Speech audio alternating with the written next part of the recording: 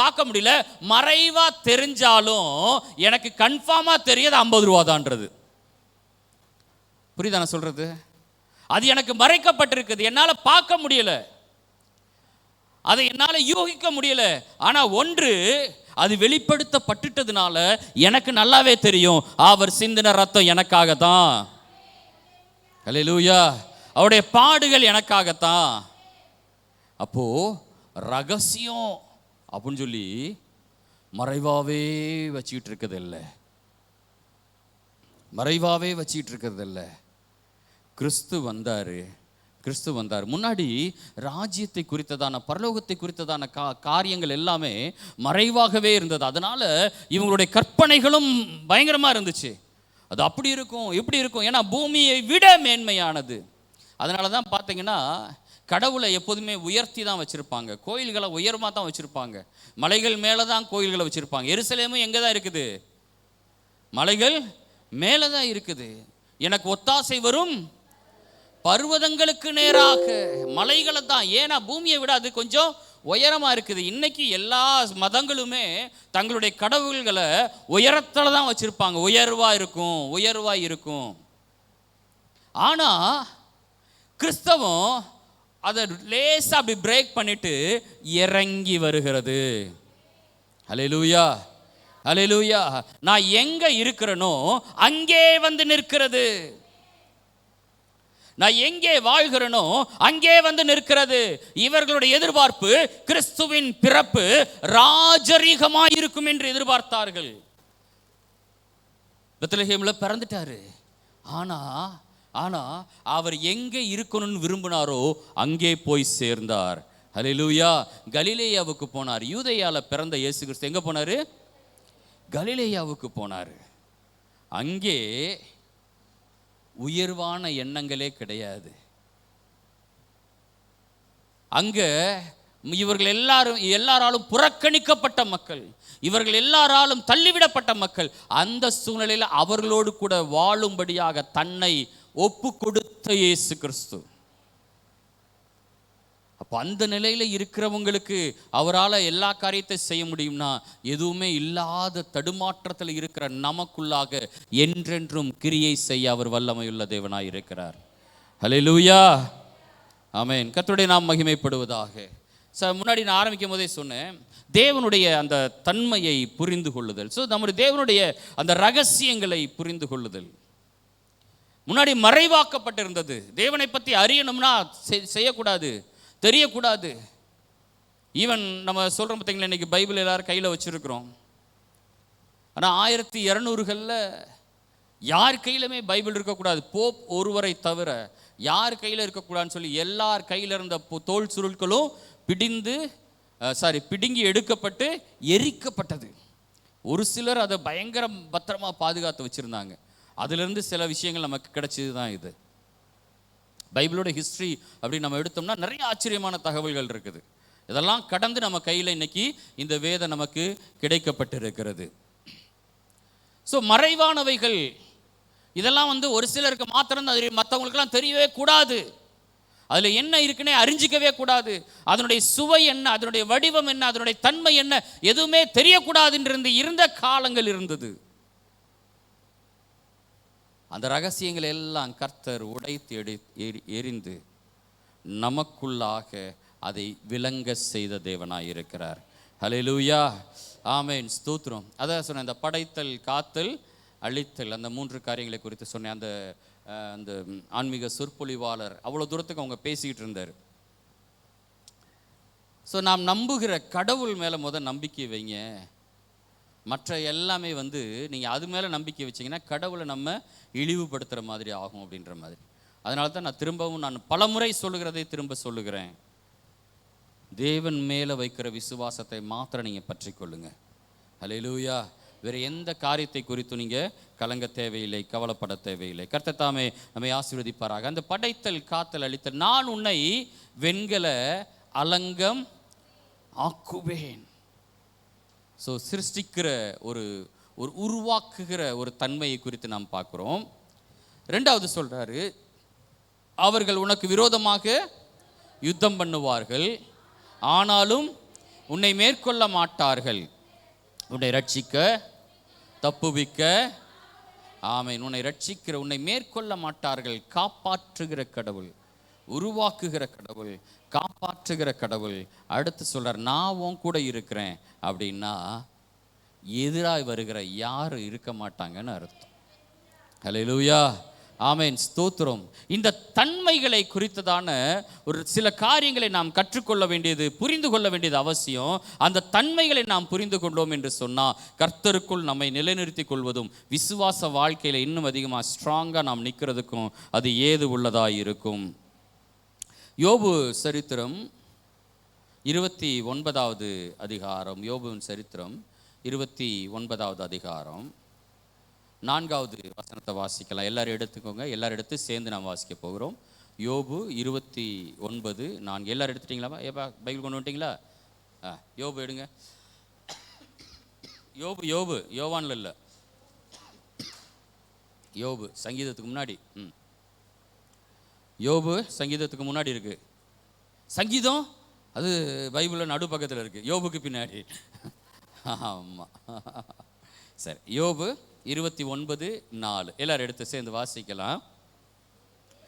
தேவனுடைய ரகசிய செயல் என் கூடாரத்தின் மேல் இருந்தது அப்படின்னு ஒரு பாஸ்ட் டென்ஸ்ல சொல்றாரு. தேவனுடைய ரகசிய செயல் என் கூடாரத்தின் மேல் இருந்தது. ரகசிய செயல் என்றால் மறைவாக்கப்பட்டது. ஆரம்பிக்கும் போதே காட்டினேன் உங்களுக்கு. என் கையில் என்ன இருந்துச்சுன்னே உங்களுக்கு சொல்லலை, அதனால அது என்னன்னு உங்களுக்கு சொல்ல முடியல. இப்போ டைரியிலேருந்து எடுத்ததுனால கூட உங்களால் பேப்பர்னு யூகிக்க முடிஞ்சு.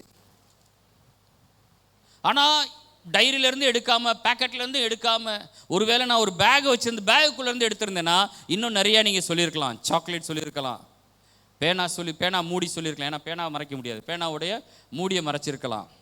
காயின் ஏதாவது சொல்லியிருந்திருக்கலாம், பூக்கள் ஏதாவது பூவை கூட கையில் சுருக்கி வச்சுருந்தேன், ஏதோ ஒன்று மறைவாக வச்சுருந்துருப்பேன். அப்போ ரகசிய செயல் என் கூடாரத்தின் மேல் இருந்ததுன்னு சொல்றாரு. அப்போ ரகசிய செயல் இருந்தது. அப்போ ரகசிய செயல் இருந்ததுன்னு எப்படி சொல்றாரு? மேலே உள்ள வாக்கியங்களில் வாசிக்கும் போது சொல்றாரு, சென்று போன மாதங்களிலும் தேவன் என்னை காப்பாற்றி வந்த நாட்களிலும் எனக்கு உண்டாயிருந்த சீர் இப்போது இருந்தால் நலமாயிருக்கும். அப்பொழுது அவர் தீபம் என் தலையின் மேல் பிரகாசித்தது, அவர் அருளின வெளிச்சத்தினால் இருளை கடந்து போனேன். அப்பொழுது சர்வ வல்லவர் என்னோடு இருந்தார், என் பிள்ளைகள் என்னை சூழ்ந்திருந்தார்கள், என் பாதங்களை நான் நெய்யினால் கழுவினேன். கண்மலையிலிருந்து எனக்காக எண்ணெய் நதி போல ஓடி வந்தது. அந்த செல்வ நாட்களின் சீர் இப்பொழுது இருந்தால் நலமாயிருக்கும். இதுக்கப்புறம் இன்னும் நிறைய சொல்லிட்டு வர்றாரு. இப்போ கர்த்தருடைய ரகசிய செயல் யோபுவின் மேல் இருந்தது அப்படின்றது எதை வச்சு சொல்றாருன்னா, என்னுடைய ஆசீர்வாதங்களுக்கு எல்லாம் அவரே ஊற்றும் காரணருமாய் இருக்கிறார். ஹல்லேலூயா. நான் அடைந்த நன்மைகளுக்கு எல்லாம் அவரே ஊற்றும் காரணருமாய் இருந்தார். அப்போ எல்லாமே அவருடைய கரத்தின் நன்மையினால் எனக்கு கிடைத்தது. எல்லாமே அவருடைய திட்டத்தினால, அவருடைய சித்தத்தினால. நல்ல கவனிங்க, யோபுவினுடைய சில சறுக்கல்களை குறித்து நான் பேசுகிறேன். அவருடைய சித்தத்தினால, அவருடைய திட்டத்தினால, அவர் எனக்குன்னு கொடுக்கணும்னு வச்சிருந்ததுனால அது எல்லாவற்றையும் எனக்கு கொடுத்தார், எல்லாவற்றையும் எனக்கு சாதகமாக்கினார், எல்லா நன்மைகளுக்கும் என்னை பாத்திரவானாய் மாற்றினார். ஸோ இதை உணர்ந்திருந்த யோபு 2வது அதிகாரத்தில் சொல்கிறார். 2வது அதிகாரம் 10வது வசனத்தில், யோபு 2:10,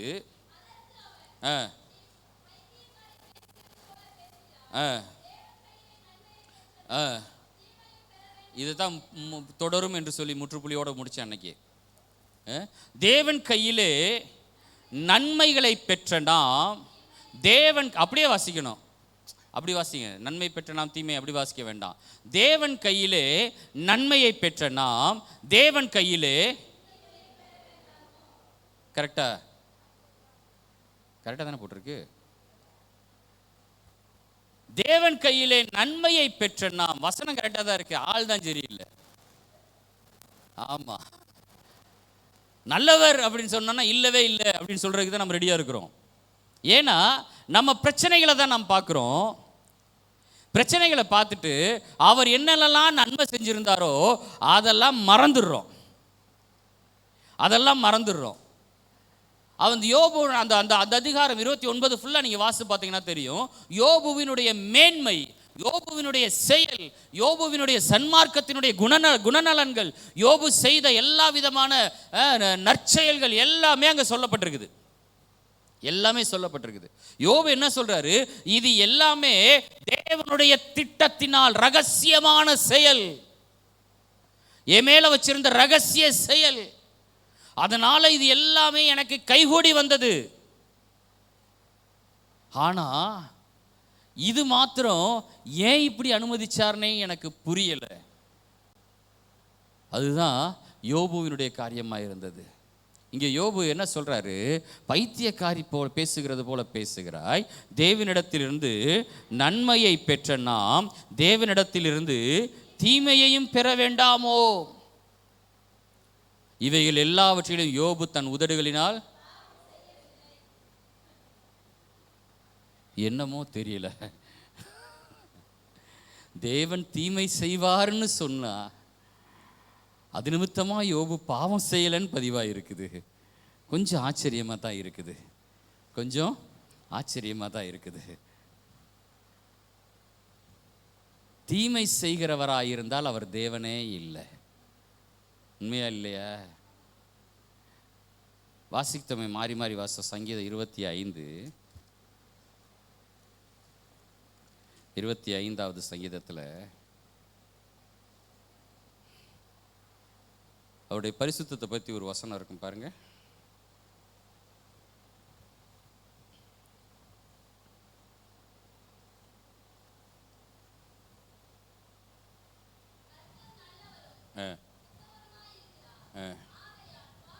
அது இல்லைம்மா.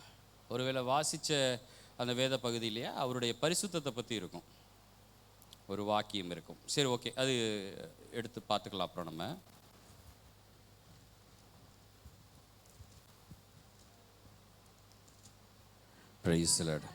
எத்தனைமா? ரோமர் 11:16. மேலும் முதற்பலனாகிய மாவானது பரிசுத்தமாயிருந்தால் பிசைந்த மாவு முழுவதும் பரிசுத்தமாயிருக்கும். வேரானது பரிசுத்தமாயிருந்தால் கிளைகளும் பரிசுத்தமாயிருக்கும். முதற்பலனாகிய கிறிஸ்து பரிசுத்தம் உள்ளவர், தேவன் பரிசுத்தம் உள்ளவர். அவர்கிட்ட எந்த அளவும் குறைவே கிடையாது.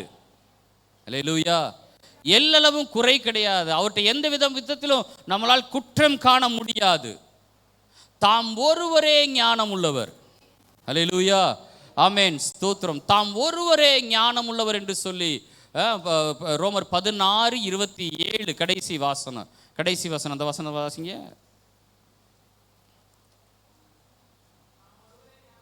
ஆ 25 வாசித்தம். 25 பைபிள் எடுத்துட்டு வாசிங்க சத்தமா. எல்லாரும் எடுத்துட்டீங்களா? எல்லாரும் எடுங்க. 25 எல்லாரும் சேர்ந்து நம்ம வாசிக்கலாமா? 16:25 எல்லாரும் சேர்ந்து. ஆதி காலம் முதல் அடக்கமாயிருந்து இப்பொழுது தீர்க்கதரிசன ஆகமங்களினாலே அநாதி தேவனுடைய கட்டளையின்படி வெளியரங்கமாக்கப்பட்டதும் சகல ஜாதிகளும் விசுவாசத்திற்கு கீழ்ப்படியும்படிக்கு அவர்களுக்கு அறிவிக்கப்பட்டதுமாயிருக்கிற ரகசியத்தை வெளிப்படுத்துகிறதான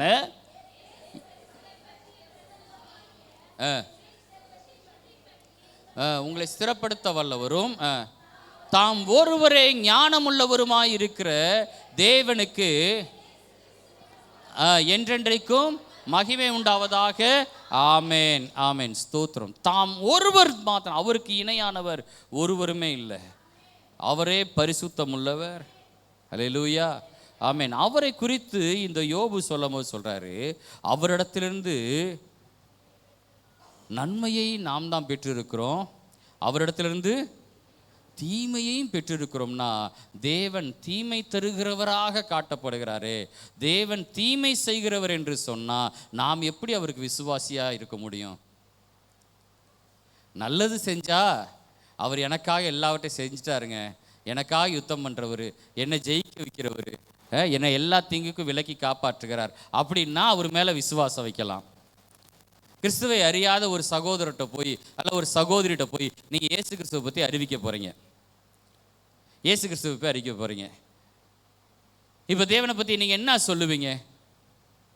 அவர் நல்லவர் தான், அப்பப்போ கொஞ்சம் கெட்டவராக இருப்பார். அவர் நன்மை தருகிறவர் தான், அப்பப்போ கொஞ்சம். யோபு சொன்னதை சொல்லுங்க. தீமையும் செய்வார், நாம தான் பொறுத்துக்கிட்டு போகணும். அவன் கேட்பா, அதுக்கு எதுக்கு நான் வரணுங்க? யோபு தன் உதடுகளினால் பாவம் செய்யவில்லை என்று சொல்லப்பட்டிருக்குதே. நான் தான் ஏற்கனவே சொன்னேன், அது ரகசியமாக இருந்தபடினால அதனுடைய அர்த்தம் ஆழம் நிறைய அவங்களுக்கு தெரியலை. பழைய ஏற்பாட்டினுடைய அனுபவத்தில் தேவனை குறித்து, இயேசு கிறிஸ்துவை குறித்து நிறைய வெளிப்பாடுகள் இருக்குது. ஒவ்வொரு புத்தகமே இயேசு கிறிஸ்துவை தான் பேசுகிறது. ஒவ்வொரு கேரக்டரும் இயேசு கிறிஸ்துவை பற்றி தான் சொல்கிறாங்க. ஆனால் அவருடைய தன்மையை புரிஞ்சுக்கொள்ள, அதனால தான் சவுல் மூர்க்க குணமுள்ளவராய் இருந்தார். பவுலாய் மாற்றப்பட்டதற்கு அப்புறம் அவர் இயேசு பிதாவாகிய தேவன், குமாரனாகிய தேவன், பரிசுத்த ஆவியானவராகிய தேவன் என்கிற அந்த தன்மையை புரிந்து கொண்ட ஒரு பெரிய அப்போஸ்தலனாய் அவர் தம்மை வெளிப்படுத்தினார். அப்போஸ்தலனாகிய பவுல் இந்த காரியத்தை வெளிப்படுத்தினதுக்கு அப்புறம் தான் திரித்துவ தேவ தன்மை சபைகளுக்கு உரைக்கப்பட்டது. அதுக்கு முன்பாக சொல்லப்படலை. திரித்துவ தேவத்தன்மை அதுக்கு முன்பாக புரியலை. அப்போஸ்தலனாகிய பவுல் இதை நிறைய விஷயங்களை நம்ம பைபிளுக்குள்ள அந்த சப்ஜெக்டுக்குள்ளே போனோம்னா, திரித்துவத்துக்குள்ளே போனோம்னா நிறைய விஷயங்கள் நிருபங்களின் வழியாக நாம் கற்றுக்கொள்ள முடியும், அறிந்து கொள்ள முடியும். அவர் சொல்ற, நம்முடைய கர்த்தராகிய இயேசு கிறிஸ்துவினுடைய கிருபை, பிதாவாகிய தேவனுடைய அன்பு, பரிசுத்த ஆவியானவருடைய ஐக்கியம், இந்த மூன்று தன்மைகளை குறித்து அங்கே பேசுகிறார். அப்போதான் நமக்கே புரிய ஆரம்பிச்சிச்சு தேவன் எப்படிப்பட்டவர் என்பதை. தேவனுடைய தன்மை என்ன முன்னாடி லேசா தெரிஞ்சிச்சு அவங்களுக்கு. தேவன், அதுதான் இங்கே வாசிச்சு, அவருடைய ரகசிய செயல் என் கூடாரத்தின் மேல் இருந்தது. அவர் எனக்கு எல்லாமே நன்மையாக தான் கொடுத்துக்கிட்டு இருந்தார். என் பிள்ளைகள் என்னோடு கூட இருந்தாங்க, அப்போ அது நன்மை. என் பிள்ளைகள் என்னை விட்டு போனாங்க, அப்போ அது தீமை. ஏன் இந்த யோபுக்கு இந்த எண்ணம் உருவாச்சு? யோபுவை குறித்து பிசாசானவன் தேவனோடு கூட அவன் சம்பாஷணை செய்கிறான். அப்ப ஆண்டவர் அவன்கிட்ட சொல்லுகிறாரு, 8வது வசனம் 1:8, கர்த்தர் சாத்தானை நோக்கி, என் தாசனாகிய யோபின் மேல் கவனம் வைத்தாயோ? உத்தமனும் சன்மார்க்கனும் தேவனுக்கு பயந்து பொல்லாப்புக்கு விலகுகிறமான அவனைப் போல பூமியில் ஒருவனும் இல்லை என்றால். உடனே சாத்தான் சொல்றான், சும்மாலாம் உமக்கு பயப்படலையா? நீங்க அவனுக்கு உண்டான எல்லாவற்றையும் வேலியடைத்து காக்கலையா? அவருடைய கையின் கிரியைகளை ஆசீர்வதித்தீர், அவருடைய சம்பத்து தேசத்தில் பெருகிற்று. ஆனாலும் உம்முடைய கையை நீட்டி அவனுக்கு தொடுவீரானால் உம்மை தூஷிக்கானோ பாரும். உடனே கர்த்தர் என்ன சொல்றாரு? சாத்தானை நோக்கி, இதோ அவனுக்கு உண்டானவைகள் எல்லாம் உன் கையில் இருக்கிறது.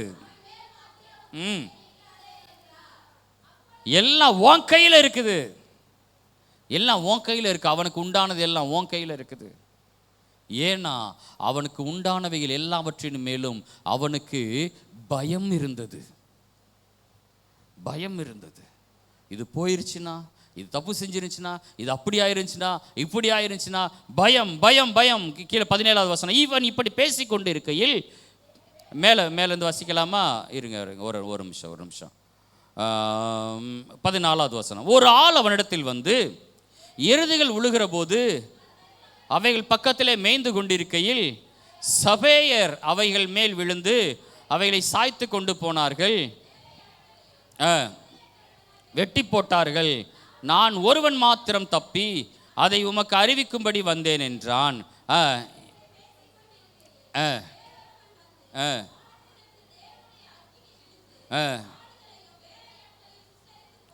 ஆ ஆ ஆ ஆ ஆ ஆ ஒட்டகங்கள் மேல் விழுந்து ஒட் ஆ ஆ ஆ ஆ ஆ ஆ ஆ ஆ ஆ ஆ ஆ ஆ ஆ ஆ ஆ ஆ ஆ ஆ ஆ எல்லாரும் சேர்ந்து வாசிங்க. ஆ தன் தரையை சிரைத்து தரையிலே விழுந்து பணிந்து, நிர்வாணியாய் என் தாயின் கற்பத்திலிருந்து வந்தேன், நிர்வாணியாய் அவ்விடத்திற்கு திரும்புவேன். கர்த்தர் கொடுத்தார், கர்த்தர் எடுத்தார், கர்த்தருடைய நாமத்துக்கு ஸ்தோத்திரம் என்றான். இவை எல்லாவற்றிலும் யோபு பாவம் செய்யவும் இல்லை, தேவனை பற்றி குறை சொல்லவும் இல்லை. அவ்வளோதான். ஆண்டவர் சொன்னார், எல்லாம் உன் கையில் இருக்குது, அவனை மட்டும் விட்டுரு. சரிங்க ஆண்டவரே அப்படின்னு அவர் சமூகத்திலிருந்து புறப்பட்டு போனது யாரு? இந்த கதை தெரியுமா? யோபு சம்பவம் தெரியுமா? வரலாறு? சரி. சாத்தான் ஆண்டவர்கிட்ட வந்து பேசுனா, ஆண்டவர் கடைசியில் அவன்கிட்ட என்ன சொன்னார்னா, எல்லாம் உன் கையில் இருக்குது, அவனை மட்டும் விட்டுருன்னாரு. இப்போ அவனை மட்டும் விட்டாச்சு. இப்போ அவனை விட்டாச்சு. இப்போ மீதி எல்லாம் யார் கையில் இருக்குது? சபேயர் வந்தார்கள், வானத்திலிருந்து அக்கினி வந்தது, அப்புறம் கல்தேயர் வந்தார்கள், அப்புறம் பெருங்காற்று வந்தது. இது எல்லாம் யார் கொண்டு வந்தது? ஆண்டவரே, நானே ஒரு மாதிரி நின்று பேசிக்கிட்டு இருக்கிறேன். பலந்தாருமே பலந்தாருமேன்ற மாதிரி கேட்க வேண்டியதாக இருக்கு.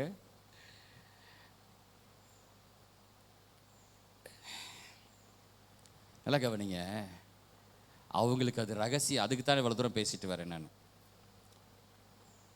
அவங்க அப்படிதான் நினச்சிக்கிட்டாங்க, இதெல்லாம் ரகசியம், அது தேவனுக்குரியது. உபாகமம் 29:29 சொல்ல, மறைவானவைகள் கர்த்தருக்கே உரியவைகள். மறைவானவைகள் கர்த்தருக்குரியவைகள், அதெல்லாம் நமக்கு தெரியாது. இவங்க அப்படித்தான் நினச்சிக்கிட்டாங்க.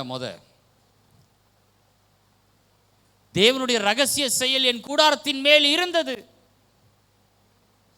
அப்புறம் கர்த்தர் தான் கொடுத்தாரு, கர்த்தரே எடுத்துட்டார். சபேயர் வந்தது, அக்கினி வந்தது, கல்தேயர் வந்தனர், பெருங்காற்று வந்தது. இதெல்லாம் என்ன நினைச்சிட்டாங்கன்னா, கர்த்தர் தான் அனுப்பியிருக்கிறாரு. அன்னைக்கு அவங்களுக்கு தெரியல, அதனால கர்த்தர் தான் அனுப்புனார்னு எழுதிட்டாங்க.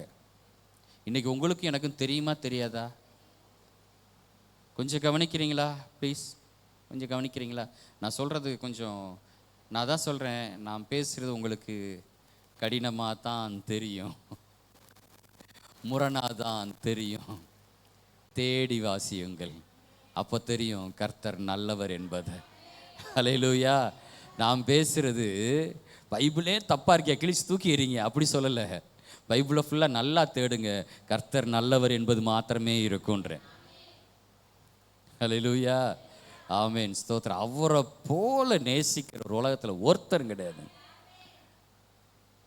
ஆமென். அதில் எனக்கு ரொம்ப பிடிச்ச இந்த வருஷம் அந்த கேகேசிக்கு அந்த பாடல்களையும் அந்த கதையும் எழுதும்போது என் மனசு ரொம்ப உழுக்குனது அந்த கல்வனுடைய சிந்தனை தான். திரும்ப திரும்ப அதை யோசித்து பார்க்க அவ்வளோ ஆச்சரியமாக இருக்குது. அந்த சீன்லாம் அப்படியே கற்பனையாக நினச்சி பார்க்கும்போது, அந்த காட்சிகளை அப்படியே நான் கண் முன்னாடி கொண்டு வரும்போது, தப்பு செஞ்சிட்டான். திரும்ப நான் பேசுகிறேன், நான் 3 தடவை பேசியிருக்கேன்னு நினைக்கிறேன், திரும்பவும் பேசுகிறேன். தப்பு செஞ்சிட்டான். 2 பேர் ஃப்ரெண்ட்ஸ், அவங்க 2 பேருமே யூதருடைய வரலாறுல அது இருக்குது. அவர் 2 பேருமே ஃப்ரெண்ட்ஸ், 2 பேரும் ஒன்றா சேர்ந்து தான் திருடி இருக்கிறாங்க, தப்பு பண்ணிட்டாங்க. 2 பேருமே மரண தண்டனைக்கு ஒப்பு கொடுத்துட்டாங்க, சிலுவையில் அரைஞ்சிட்டாங்க. அது ஒரு அவமானத்தினுடைய சின்னம். எவ்வளோ பெரிய குற்றவாளியாக இருந்தாலுமே ஒரு அவமானத்தினுடைய சிந்தனைக்குள்ளே வரும்போது அவங்களால அதை என்ன செய்ய முடியாது, ஏற்றுக்கொள்ள முடியாது, ஜீரணிச்சிக்க முடியாது. அந்த நிலையில் அவன் நிற்கும் போது அப்போ கூட அவன் யோசிக்கிறான், இந்த சூழ்நிலையில் கூட நம்ம நேசிக்கிறது, நமக்காக சப்போர்ட் பண்ணுறதுக்கு ஒருத்தருமே இல்லையா? தப்பு செஞ்சிட்டோம்யா, விழுந்துட்டோம், யார் இல்லைன்னா விழுந்துட்டோம்னா அப்படியே சாகணுமா? நேற்றைய தினத்தில் கூட பார்த்தோம், சாத்தான் குளத்தில் ஒரு வேன், ஆம்னி வேன் என்ன செஞ்சிச்சு, கிணத்துக்குள்ளே பாஞ்சிச்சு. தெரியுமா அது?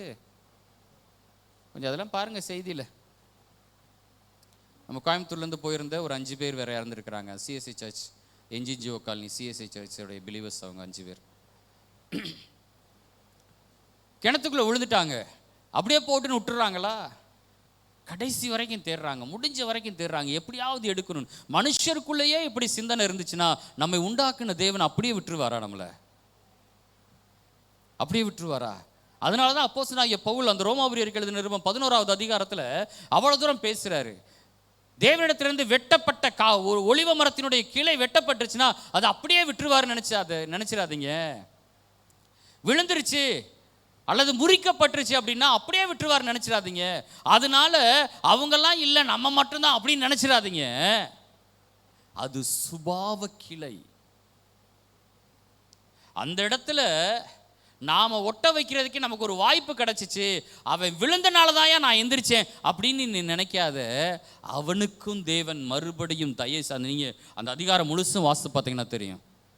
அந்த ரோமாபுரியர் 11வது அதிகாரம் முழுசும் நீங்க வாசித்து பார்த்தீங்கன்னா தெரியும். அப்படியே கைவிடுகிறவர் அல்ல. ஓசியாவினுடைய தீர்க்கதரிசன புத்தகம் கடைசி 2 அதிகாரங்களை வாசித்து பார்த்தீங்கன்னா உங்களுக்கு நல்லாவே தெரியும். தேவன் அப்படியே கைவிடுகிறவர் அல்ல.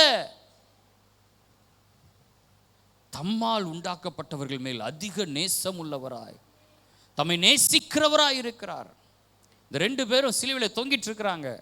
ஒருத்தனுக்கு என்னன்னா, இதுதான் நம்ம வாழ்க்கை, நம்ம தப்பு செஞ்சோம், தண்டனை அனுபவிக்கிறோம், இவ்வளவுதான், முடிஞ்சு போச்சு. கிறிஸ்தவ வாழ்க்கையினுடைய பழைய ஏற்பாட்டையும் புதிய ஏற்பாட்டையும் இந்த 2 பேர்கிட்டையும் நான் பார்க்குறேன். நடுவில் மத்தியஸ்தராய் கிறிஸ்து இருக்கிறார். அல்லேலூயா. ஒரு பக்கம் இருந்த கல்வன், நான் இப்போ நம்ம ரிவர்ஸில் அப்படியே எடுத்து பார்த்தோம்னா எனக்கு அப்படி தான் தோணுச்சு. பொதுவாக நம்ம வலது பக்கத்தில் இருந்தவன் தான் நல்லது பேசுனான்னு பேசிக்கிட்டு இருப்போம். எனக்கு என்ன தோணுதுன்னா, வலது பக்கம் இருக்கிறவன் தான் இதை என்ன சொல்றதுன்னா, தன்னுடைய தவறுக்காக தண்டனையை ஏற்றுக்கொண்டு இருக்கிறோம் அப்படின்னு பேசுகிறவனை போல தோணுகிறச்சு. ஏன்னா அவன் யூதருக்கு அல்லது பழைய ஏற்பாட்டின் சிந்தனை உள்ளவர்களுக்கு அடையாளமாக இருக்கிறான். அப்போ அவன் தான் முதலாவது தேர்ந்தெடுக்கப்பட்டவன். இந்த பக்கம் இருக்கவன் 2வது தேர்ந்தெடுக்கப்பட்டவன். முதல்ல இருக்கிறது ஒலிவ மரம், இது காட்டொலிவ மரம். இந்த கிளையின் மேலே, இந்த வேர் பிடித்த இந்த செடியின் மேலே ஒட்டப்பட்ட சுபாவத்தின்படி ஒட்டப்பட்ட ஒரு கிளை இருக்குது. இந்த பக்கம் வெட்டப்பட்ட இடத்துல ஒட்டப்பட்ட இன்னொரு கிளை இருக்கிறது. இது ரோமர் 11 அப்படின்னு நான் உங்களுக்கு சொல்லிட்டே வரேன். இவன் சொல்றான், நாம தப்பு செஞ்சிருக்கிறோம்யா, தப்பு செஞ்சா தண்டனையை அனுபவிச்சு தான் ஆகணும். தப்பு செஞ்சா தண்டனையை அனுபவிச்சு தான் ஆகணும்.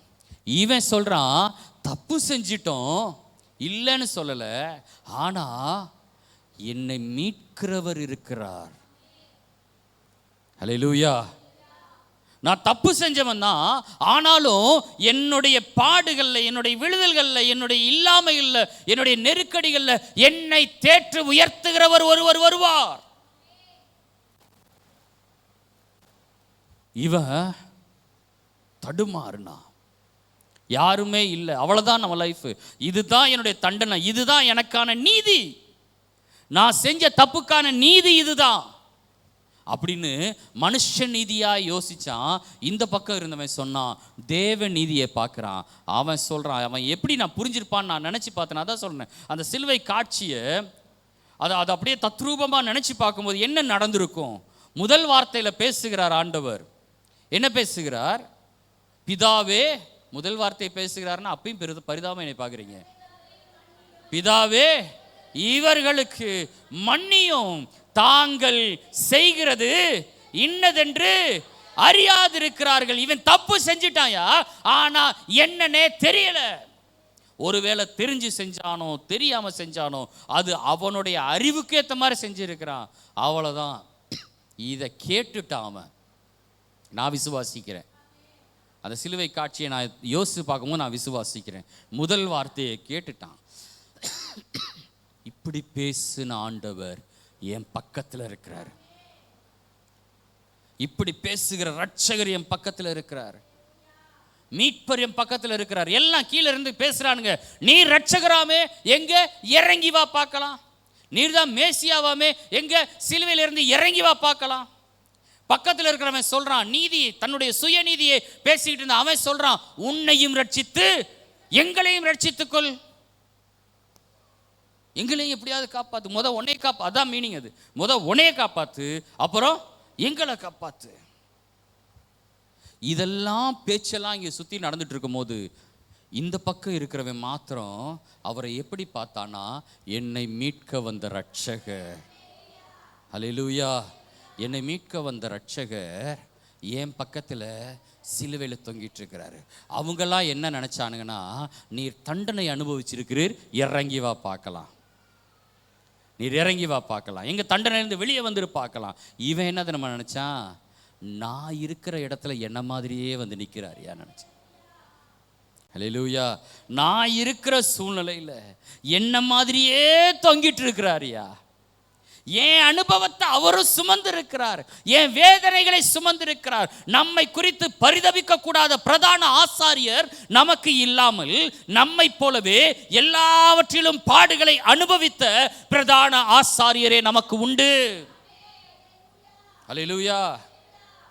நீங்கள் நினைக்கலாம் என் வேதனையெல்லாம் யாருக்குமே வரக்கூடாதுன்னு நீங்கள் நினைக்கலாம். ஆனால் உங்கள் வேதனையை போலவே அதே வேதனையை சுமந்து நம்மை விடுவிக்கிறவர் நம்மோடு கூட இருக்கிறார்.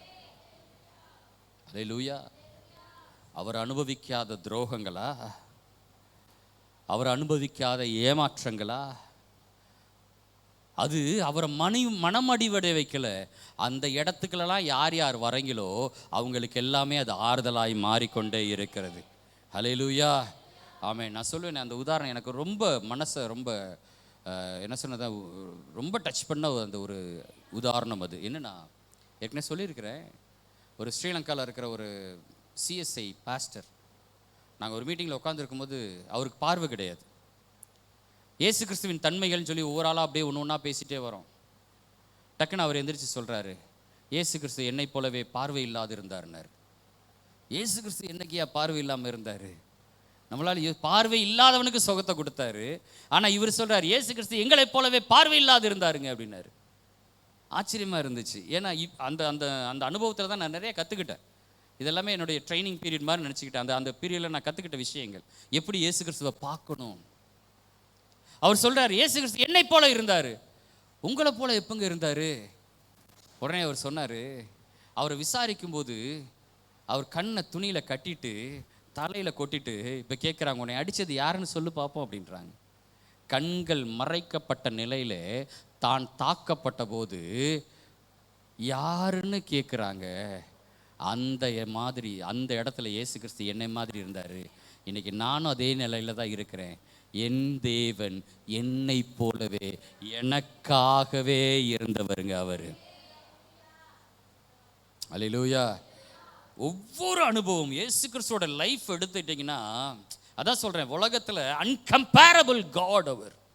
ஒருவரோடு கூட நீங்கள் அவரை ஒப்பிட்டு பார்க்க முடியாது, ஒப்பிட முடியாத தேவன் அவர். தாம் ஒருவரே ஞானம் உள்ள தேவன் அவர். அல்லேலூயா. யார் கூட கம்பேர் பண்ண முடியும்? எந்த தெய்வங்கள் சொல்லக்கூடிய எந்த தெய்வங்களோடு கூட கம்பேர் பண்ண முடியாது. நீங்கள் நினைக்கலாம், எங்களை நாங்கள்லாம் படுத்துகிற சித்திரவதைலாம் உங்களுக்கு தெரியாது பாஸ். எனக்கு தெரியாதுங்க. ஆனால் நீங்கள் படுகிற அதே சித்திரவதை அனுபவத்தை அவரும் அனுபவிச்சிருக்கிறாரு. நீங்கள் அப்படி பாருங்களேன். எதுக்கு ஆண்டவரை அனுபவிச்சிங்கன்னா, நீ அனுபவிக்கக்கூடாதுன்றதை தான் நான் ஏற்றுக்கொண்டேன். நீங்கள் சுமக்கக்கூடாதுன்னு நான் சுமக்கிறேன்னு சொன்ன அந்த நல்ல தேவனாகிய கர்த்தர் அவர். அல்லேலூயா, அல்லேலூயா, ஆமென், ஸ்தோத்திரம். அந்த சிலுவையில் தொங்கிட்டு இருக்கும்போது அந்த கல்வன் அப்படி தான் நினச்சி பார்க்குறான். இவன் சொன்னான், தேவனாக இருந்தால் அவர் எதுக்கியா சிலுவையில் தொங்கணும்? தேவனாக இருந்தால் இந்நேரம் ராஜா மாதிரி குதிரையில் வந்து அப்படியே ரோமர்கள் அடித்து வீழ்த்திட்டு அப்படியே நம்மளை காப்பாற்றி நமக்கு ஒரு ராஜ்யத்தை ஏற்படுத்தி அப்படி இருக்கணும்னு நினச்சிக்கிட்டு இருந்தான். அவன் நினச்சிக்கிட்டு இருந்தான். இதுதான் பழைய ஏற்பாட்டினுடைய சிந்தனை. அவங்க தேவன் வருவார்னு நம்பினாங்க, ஆனால் இப்படி வருவார்னு அவங்க எதிர்பார்க்கல. தேவனுடைய ராஜ்யம் வேற மாதிரி இருக்கும்னு நினச்சாங்க, ஆனால் தேவனுடைய ராஜ்யம் இப்படி இருக்குன்னு அவங்க நினைக்கவே இல்லை. நல்லா இது கொஞ்சம் ஆழமான சப்ஜெக்ட். அது இயேசு கிறிஸ்து பரலோகம் சமீபமாக இருக்குன்னு பேசினாரா, பரலோக ராஜ்யம் சமீபமாக இருக்குன்னு சொன்னாரா? பரலோக ராஜ்யம் உங்களுக்குள் வந்திருக்கிறதுன்றாரு. ராஜ்யத்தை குறித்து பேசுகிறார். அப்படின்னா நீ அங்க என்னெல்லாம் விரும்புனையோ அது எல்லாமே இங்கே உனக்கு உண்டாயிருக்கும். அல்லேலூயா. அப்படிப்பட்டதான வாழ்க்கை அனுபவம் உனக்குள்ள இருக்குன்றாரு. உங்களுடைய ராஜ்யம் வருவதாக ஜெபமே அப்படிதான் செஞ்சாரு. உங்களுடைய ஆளுகை எங்க மேல இருக்கணும். அங்க நீங்க எப்படி ஆளுகிறீங்களோ பரலோகத்திலே உம்முடைய சித்தம் செய்யப்படுவது போல பூமியிலும் செய்யப்படுவதா. அங்க எப்படி இருந்துச்சோ இங்க அப்படிதான் இருக்கணும் ஆண்டவரே. உங்களுக்காக எனக்காக ஒரு ப்ரேயர் பண்றாரு ஆண்டவர். இந்த ஜெபத்தை சொல்லித்தரார். அங்க எப்படி இருக்கிறாங்க, அங்க அழுகை இல்லை, கண்ணீர் இல்லை, நீர் தான் அவங்களுக்கு எல்லாமுமா இருக்கு. இங்கேயும் இந்த ஜனங்கள் அப்படித்தான் உம்மை புரிந்து கொள்ளணும். அல்லேலூயா, ஆமென். அப்போ தேவனை குறித்ததான புரிதல் அந்த இந்த ஒரு பக்கத்தில் இருந்த அந்த கல்வன் அவன் ஆண்டவரை பார்த்து சொல்றான், நீர் ரட்சகர், நீர் ரட்சகர். உடைய ராஜ்யத்தில், நல்ல அந்த வேர்டு பாருங்க, அந்த ரொம்ப முக்கியமான வார்த்தை ராஜ்யத்தில். ராஜ்யத்தில்னா நம்ம ஏதோ பரலோகத்தில் பரலோகத்தில் பரலோகத்தில்னு கிடையாது. ராஜ்யத்தில் என்றால் உம்முடைய ஆளுகையில்னு அர்த்தம். வார்த்தைக்கு அர்த்தம் இருக்கிறது, எல்லாத்தையும் காமனாக புரிஞ்சிக்க கூடாது. பரலோகத்திலே அப்படி சொல்லலை, உம்முடைய ராஜ்யத்தில் உம்முடைய ஆளுகையில் என்ன நினைச்சுக்கோங்க. நீர் வரும்போது உம்முடைய ஆளுகையில் நீங்க என்னை நினைச்சுக்கோங்க. ஆண்டவர் சொல்றாரு, இப்பவே நீ ஆளுகைக்கு உட்பட்டவனாயிருக்கிறாய். ஹல்லேலூயா. அவன் எப்படி அவனுடைய பார்வை, அவனுடைய சிந்தனையில் இந்த தேவன் எவ்வளோ நல்லவர் தெரியுமா. இப்போ யோபு இந்த இடத்துல வச்சு பாருங்களேன், சிலுவையில் அடிக்க விட்டுருந்தா யோபு என்ன பேசியிருப்பாருன்னு. யோபு ஒரு வேளை சிலுவையில் அடிச்சிருந்தா யோபு என்ன பேசியிருப்பார்? சிலுவையில் தொங்கிட்டு இருக்கும் போதே, கர்த்தர் நீர் கொடுத்தீர், நீர் எடுத்தீர், உமக்கு ஸ்தோத்திரம், உம்முடைய கையிலிருந்து நான் நன்மையும் வாங்கியிருக்கிறேன், இந்த தீமையும் வாங்க வேண்டாமா?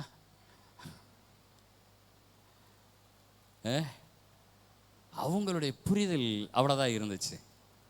தேவனை பற்றி தெரியும், எதிர்பார்த்து காத்திருந்தார்கள். அதனால தான் இன்னைக்கு வரைக்கும் இயேசு கிறிஸ்துவை அவங்களால ஏற்றுக்கவே முடியலை. இயேசு கிறிஸ்துவை ஒரு தீர்க்கதரிசியாக தான் இன்னைக்கு வரைக்கும் அவங்க ஏற்றுக்கொண்டிருக்கிறாங்களே தவிர, இன்னைக்கு வரைக்கும் அவர் மெஸ்ஸியா அப்படின்னு யூதர்கள் இன்ன டேட் வரைக்கும், இந்த நிமிஷம் வரைக்கும் அவர் ஆண்டவர்னு ஏற்றுக்கவே கிடையாது. ஆனால் அவங்களுக்கு நல்லா தெரியும் மேசியாவோட குவாலிட்டி என்ன, மேசியாவுடைய தன்மை என்ன, மேசியா எப்படிப்பட்டவராக இருப்பார், பரலோகம் எப்படி இருக்கும், பரலோகத்தின் இதெல்லாம் தெரியும். தெரியும்னா என்ன மீனிங்னா, இவங்களுடைய கற்பனையில் நிற்கிறாங்க. ஆனால் ரகசியம் வெளிப்படுத்தப்பட்டுருச்சியா, ரகசியம் வெளியரங்கமாயிருச்சு. அந்த ரகசியம் கிறிஸ்து தான்.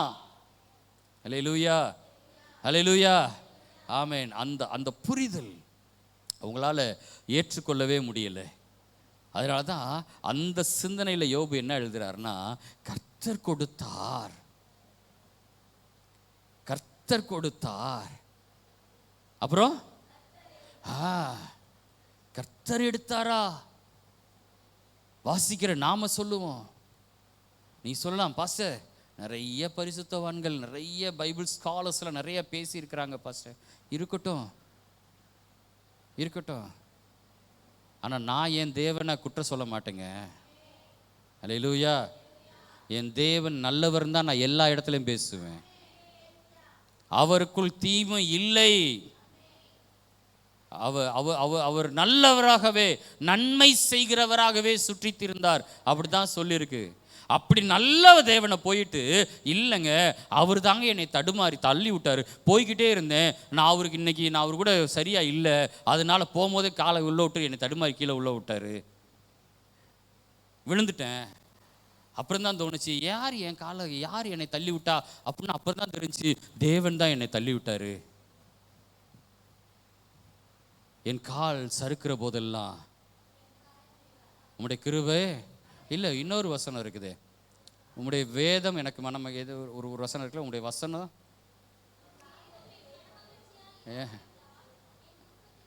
ஏன் உன்னுடைய வேதம் அது இல்லைம்மா.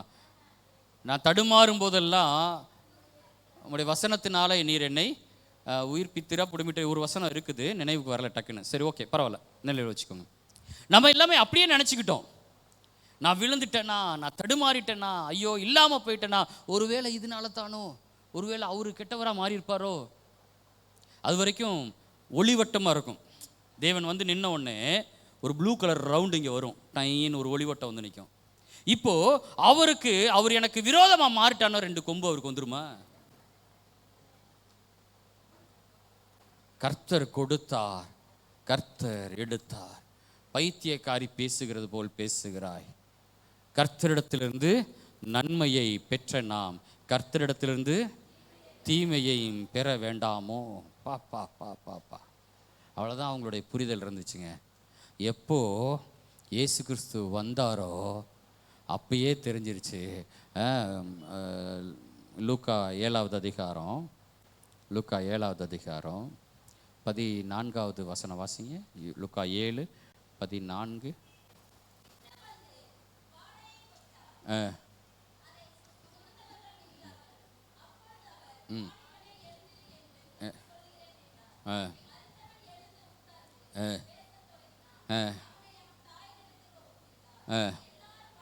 எல்லாரும் பயமடைந்து மகா தீர்க்கதரிசியானவர் நமக்குள்ளே தோன்றி இருக்கிறார் என்றும் தேவன் தமது ஜனங்களை சந்தித்தார். ஹல்லேலூயா. தேவன் தமது ஜனங்களை சந்தித்தார். எப்படிங்க நம்புறது? கொஞ்ச நேரத்துக்கு முன்னாடி ஒரு வேலைக்காரன் வார்த்தையினால் சொஸ்தமானான். இப்போ மரித்து போனவன் அவனுடைய சடலத்தை கூட அவர் தொடலைங்க. அவன் கொண்டு போன அந்த பாடையத்தான் அவர் என்ன செஞ்சாரு? தொட்டாரு. அவன் மரித்தவன் எழுந்து உட்கார்ந்தான். ஆமேன், ஸ்தோத்திரம். செத்து போனவன் முடிந்து போச்சு, அவ்வளவுதான் லைஃப்னு நினைக்கிறீங்களா? அவ்வளோதான் லைஃப். இதுக்கப்புறம் எனக்கு ஆறுதல் இல்லை, இதுக்கப்புறம் என் வாழ்க்கை மேலே வரவே வராது, இதுக்கப்புறம் என் வாழ்க்கையில் ஒரு செழிப்பு இருக்காது, என் வாழ்க்கையில் ஒரு மாற்றமே இருக்காது அப்படின்னு நினைக்கிறீங்களா? அந்த நேரத்தில் தேவன் அந்த பாடையை தொட்டார். ஜனங்கள் எல்லாம் ஆச்சரியமாகி தேவன் தம்முடைய ஜனங்களை சந்தித்தார். அல்லேலூயா, அல்லேலூயா, ஆமென், ஸ்தோத்திரம். புதிய ஏற்பாட்டுக்குள்ளே வந்த உடனேயே அலக்களிக்கப்படுறான். ஒருத்தன் நுர தள்ளுது, ஒருத்தன் தீயில விழுகிறான், அவன் நெருப்பில் தண்ணி, அப்பப்போ நெருப்பில் விழுகிறான், அப்பப்போ தண்ணியில் விழுகிறான், அலக்களிக்கப்படுகிறான். ஒரு அம்மாவுக்கு வருஷம் முழுசும் இரத்தப்போக்காவே இருக்குது. சில குஷ்டரோகிகள் ஊரை விட்டு தனியாக இருக்கிறாங்க, ஒதுக்கி வைக்கப்பட்டிருக்கிறாங்க, ஊருக்குள்ளே வர முடியாது. பார்வை இல்லாதவங்க பிச்சை எடுத்து கொண்டு இருக்கிறாங்க. இப்போ அந்த நிலைமையில் அவங்க அங்கே உட்காந்துட்டு கர்த்தருடைய நாமத்துக்கு ஸ்தோத்திரம், கர்த்தர் கொடுத்தார், கர்த்தர் எடுத்தார், அவர் எனக்கு தீமை செய்திருக்கிறார், இப்படியே பேசிட்டு இருந்தானே எப்படி இருக்கும்? கர்த்தர் எனக்கு தீமை செய்திருக்கிறார், கர்த்தர் எனக்கு தீமை செய்திருக்கிறார். இல்லை, இயேசு கிறிஸ்து வந்த உடனேயே அவர்களுக்குள்ள இருந்த எல்லா அசுசிகளையும் தேவன் நீக்கினார். அப்பதான் பார்க்குறாங்க, இதுதான் தேவனுடைய தன்மை. ஹல்லேலூயா. இதுக்கு முன்னாடி அது தேவனால் கொடுக்கப்பட்டதுன்னு நினைச்சாங்க. இப்பதான் தெரியுது, இல்ல, தேவன் நல்லவர் தாயா, அவர் எப்போதுமே நன்மை செய்கிறவர் தான், இது தேவனால் வந்தது அல்ல. அப்பதான் வந்து இயேசு கிறிஸ்து சொல்ற அசுத்தாவினுடைய கிரியைகள். ஆண்டவர் சொல்றார், பிசாசுவினை விட்டு போ. தேவன் நன்மை செய்கிறவர் தான், நம்மை காக்கிறவர் தான், நம்மை பராமரிக்கிறவர் தான். ஹல்லேலூயா, ஆமென், ஸ்தோத்திரம். இந்த தெளிவு நமக்கு எப்போதுமே இருக்க வேண்டும். கர்த்தரை குற்றப்படுத்துகிற அந்த மனநிலை நமக்குள் மாற வேண்டும். 3 வசனங்களை சொல்லி அப்படி நாம் ஜெபத்துக்குள்ளாக நாம் கடந்து செல்லலாம். 1 கொரிந்தியர் 2வது அதிகாரம் 7வது வசனம். 1 கொரிந்தியர் 2:7 வாசிங்க. 2:7.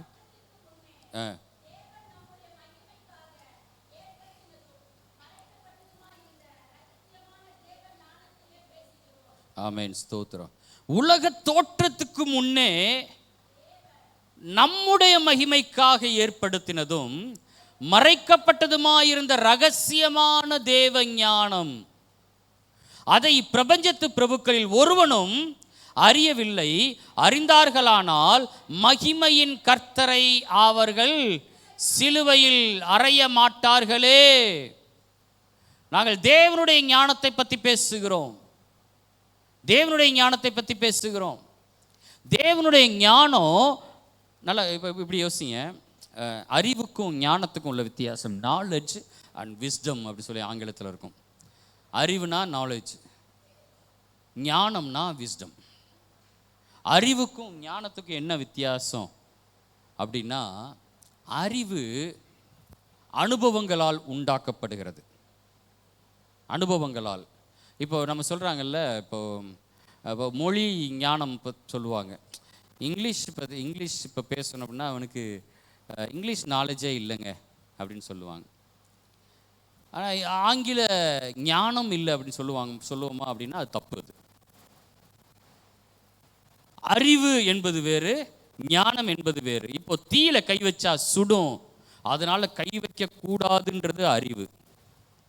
நடக்கும்போது பார்த்து நடக்கணும், தரையில் தேய்ச்சிட்டே நடந்தால் கல் தட்டி கீழே விழுந்துருவோம் அப்படின்னு நினைக்கிறது என்னது? அறிவு. ஸோ நிறைய கற்றுக்கொள்வதில் மூலம், இப்போ தேவனை பற்றியே நிறைய நான் உங்களுக்கு சொல்லிட்டே வரேன்னா, அதை கற்றுக்கொள்ளுதல் மூலமாய் புரிந்து கொள்கிறோம். பார்த்தீங்களா? இது பேர் என்னது? அறிவு. இது பேர் என்னது? அறிவு. இந்த அறிவு நம்முடைய அனுபவங்களினால் உண்டாகி கொண்டே இருக்கிறது. சில குழந்தைங்க இருப்பாங்க, மனநிலையில் பாதிக்கப்பட்டிருப்பாங்க, சரியாக மூளை வளர்ச்சி இல்லாமல் இருக்கும். அவங்கள எம்ஆர் சைல்டு அப்படின்னு சொல்லுவாங்க. மென்டலி ரிட்டார்டட் சைல்டு அப்படின்னு சொல்லுவாங்க. அவங்களுக்குள்ள என்னன்னா அறிவு குறைவாக இருக்கும். ஏன்னா அவங்க அனுபவித்தாலுமே சில விஷயங்களை அவங்களால என்ன செஞ்சுக்க முடியாது? புரிஞ்சு கொள்ள முடியாது. அது அறிவிலே குறைவு. இதுதான் அறிவுனா என்ன? நாம் கற்றுக்கொள்ளுதல் மூலமாய், நம்முடைய அனுபவங்களின் மூலமாய், கேட்பதின் மூலமாய், புரிந்து கொள்ளுதல் மூலமாய் வருவது பேர் தான் அறிவு. ஞானம்னா என்ன அப்படின்னா, இப்போ ரோட்டில் நீங்கள் போயிட்டு இருக்கிறீங்க, யாரோ ஒருத்தவங்க, ஒரு பெண், நல்லா புரிஞ்சுக்க, ஒரு பெண் இந்த இடத்துல நடந்து வந்துட்டு இருக்கிறாங்க. பட் மனநிலை சரியில்லை, ட்ரெஸ் எல்லாமே கிழிஞ்சிருக்கு, ரொம்ப ஒரு மாதிரி ஆக்வர்டாக தெரியுறாங்க. இப்போ அவங்கள பார்த்த உடனே உங்கள் மனநிலை என்னவா இருக்கும்?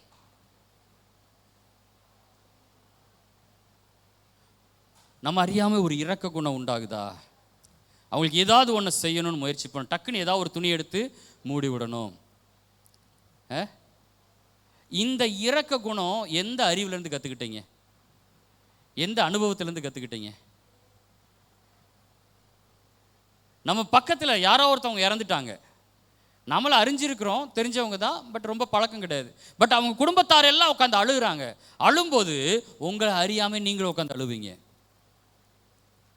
இந்த அனுபவம் எந்த இந்த இந்த இந்த உணர்வு எந்த அனுபவத்திலேருந்து வந்துச்சு? உங்களுக்கு தெரியாது பாஸ்டர், நாங்கள் ஒரு 10 சாவு வீடு போயிருக்கிறோம், போய் பழகிருச்சு, அதனால் எங்கே போனாலும் அழுதுருவோம். அப்படியா? இரக்க குணத்தை யார் கற்றுக் கொடுத்தா? தயவு யார் கற்றுக் கொடுத்தா? மத்தேயு 5 சொல்றார், ஆவியில் எளிமை, சாந்த குணம், அப்புறம் இரக்கம் உள்ளவர்கள், சமாதானம் பண்ணுகிற இந்த சிந்தனையெல்லாம், இந்த உணர்வு எல்லாம் எங்கிருந்து கத்துக்கிட்டோம்? இரக்கப்படுறதுக்கு யார் சொல்லி கொடுத்தா? தயவு பாராட்டுறதுக்கு யார் சொல்லி கொடுத்தா? எங்கிருந்து வந்துச்சு அந்த உணர்வு? ஆமென், ஸ்தோத்திரம். இது தேவனுடைய ஞானம். அது ஹல்லேலூயா, ஹல்லேலூயா, ஆமென், ஸ்தோத்திரம். ஞானம் அப்படின்னாலே தெய்வ சிந்தை. அது அந்த தேவ சிந்தனையில் குறைவே இருக்காது. நல்லா கவனிச்சு பாருங்க. கர்த்தருக்கு பயப்படுதலே ஞானத்தின் ஆரம்பம். நீங்கள் ஞானம்னு சொல்லி நீங்கள் பைபிளில் நீங்கள் எங்கே வேணாலும் எடுத்து நீங்கள் தேடி பாருங்கள். கர்த்தருடைய தன்மை என்ன, அதை பிரதிபலிக்கும். அதுதான் ஞானம். நீங்கள் அந்த ஞானத்தை பிரதிபலிச்சிட்டிங்கன்னா உங்களை நீங்கள் கர்த்தரை காட்டுகிறவர்களாக இருப்பீங்க. அல்லேலூயா, ஆமென். சுதர். அதை பலமுறை நான் சொல்லுவேன். நான் என்னென்னா, கிறிஸ்தவங்களாக இருக்கிறோம் நாம். ஞாயிற்றுக்கிழமை ஆச்சுன்னா பைபிள் எடுத்துகிட்டு அப்படியே வரோம், பார்க்குறவங்களுக்கெல்லாம் ஸ்தோத்திரம் பண்ணுறோம், ஜெபம் பண்ணுறோம். நாம் இங்கே ஜெபம் பண்ணுறது 10 வீடு தாண்டி கூட அலறுது. இனியா நடக்குது, அங்கே ஜெபம் பண்ணிகிட்டு இருக்காங்களா அந்த வீட்டில். ஒரு வைப்ரேஷனை கிரியேட் பண்ணியிருக்கிறோம். திடீர்னு தண்ணி பிடிக்கிறதுல ஒரு 8 நாள் தண்ணி வரல, 9வது நாள் தண்ணி வந்துருச்சு. 1 hour தான் தண்ணி விடுவேன்ட்டான். இப்போ என்னென்னா, வீட்டுக்கு 2 குடமாக பிடிச்சிக்கோங்கன்னு ஒரு ரூல்ஸை போட்டாச்சு. பிடிச்சிக்கிட்டு நிற்கிறோம். ஒரு அம்மா அடாவடியை 3வது குடத்தை உள்ளே வைக்கிது. நாம் 2வது குடம் அப்போ தான் பிடிக்க நிற்கிறோம், 3வது குடத்தை உள்ளே வைக்கிது. தேவனின் அனந்த ஞானம் கப கப கப கப கபகன்னு வெளிவரும் பாரு. எமோஷ்னல். உடனே அங்கே இருக்கிறவங்க என்ன பேசுவாங்கன்னா, இவெல்லாம் சர்ச்சுக்கு போகிறாளாமா, ஞாயிற்றுக்கிழமை ஆச்சுன்னா பைபிளை தூக்கிட்டு போயிடுறா, டெய்லி சாயந்தரம் ஜெபம் பண்ணுறா, பார்க்குறவங்களாம் ஸ்தோத்திரம் பண்ணுறா, வாயில் வர வார்த்தையை பாரு. நமக்கு அதே மாதிரி தான். அப்படியே ஒரு மாதிரி வந்துட்டோம்னா போதும், என்ன சர்ச்சுக்கு போகிறவராமா, என்ன சாயந்தரத்தில் ஒரு மாதிரி வராப்புல, ஆள் சாயந்தரம் ஆச்சுன்னா டபுளாக மாறிடுறாரு. இவங்கெல்லாம் சர்ச்சுக்கு போகிறவங்களா? ஏன் இந்த வார்த்தை வந்துச்சு அப்படின்னா, நீங்களும் நானும் நற்கிரியை செய்ததுனால அல்ல, நீங்களும் நானும் வழிபடுகிற தேவன் நல்லவர். அல்லேலூயா. அவர் பரிசுத்தர், அவர் நல்லவர். அதனால அவருடைய பிள்ளைகளும் அப்படித்தான் இருப்பாங்கன்னு உலகம் நம்புது. யாரை நம்ம ஆராதிக்கிறோமோ அதுக்கேற்ற மாதிரி தான். இப்போது எங்கள் ஊர் பக்கம் பாண்டி கோயில்னு ஒரு கோயில் இருக்குது. அந்த கோயிலில் கடா வெட்டுவாங்க.